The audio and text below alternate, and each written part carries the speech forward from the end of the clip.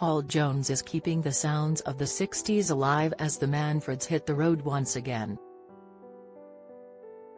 The 81-year-old is best known for Manfred Mann classics like Do-Wah-Diddy-Diddy, Pretty Flamingo and, of course, 5 4 3 2 1. After he quit, Mike Dabo took over, giving them hits Handbags and Glad Rags and Build Me Up Buttercup before the band finished in 1969. They reformed as the Manfreds in 1991 and have been performing ever since, most recently with Paul and Mike. But this tour, which includes original guitarist Tom McGuinness, will be the last time the singers share a stage in the Manfreds. Why is Mike stopping touring with the Manfreds? The thing you have to realize, of course, is Mike is incredibly wealthy. Build Me Up Buttercup celebrated 5 million airplays in America alone. An amazing thing to happen to a person. I'm wondering how long it will be before they celebrate 5 million plays for 5 4 3 2 1. The decision is up to Mike. Towards the end of the tour there might be slightly glistening eyes about it, but we will enjoy ourselves. We will have a wonderful time on this tour.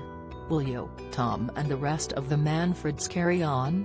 We have quite a few bookings in 2024. And at the risk of incurring the odd person's wrath, the current lineup is probably the best band we have ever had for togetherness and inventiveness.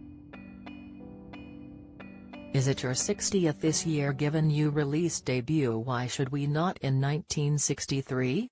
As far as I was concerned, the 60th was last year because I joined the band in 1962. We were very successful in a number of small venues on the south coast of England and London.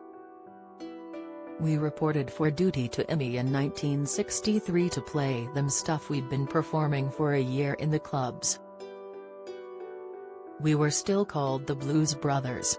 Why didn't you keep that name, long before the 1980 John Belushi film? When I joined the band, it was called the Man Hug Blues Brothers from Manfred Mann and Mike Hug, who started it all. Then they dropped the Man Hug and we became the Blues Brothers. We turned up at EMI as the Blues Brothers. After we'd played them half a dozen songs, they said, "We like the band, but you're going to have to change your name. No one is going to get anywhere with a stupid name like the Blues Brothers.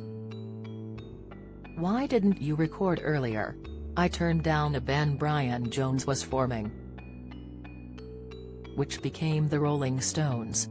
After that the Stones played clubs for months and months before they put out a record. I think it was the Stones putting out a record that made me think we should be putting out a record. What you do is influenced by what you see other people do at that early stage of your career.